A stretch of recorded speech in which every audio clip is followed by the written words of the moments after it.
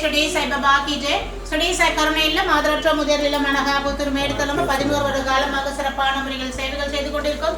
இந்த தினம் பார்த்தீங்கன்னா விவா ஹவுசிங் அந்த நிறுவனத்தின் உரிமையாளர் பார்த்தீங்கன்னா கார்த்திக் சார், பிரகாஷ் சார் இருவரும் இன்று தினம் கருணை இல்லத்துக்கு நம்மளுக்கு மதிய உணவுக்காக உதவி செஞ்சு கொடுத்துருக்காங்க. அதனை முன்னிட்டு அவங்க நிர்வாகிகள் வந்திருக்காங்க. வந்தமைக்கு ரொம்ப ரொம்ப நன்றி தெரிவிச்சிடும்.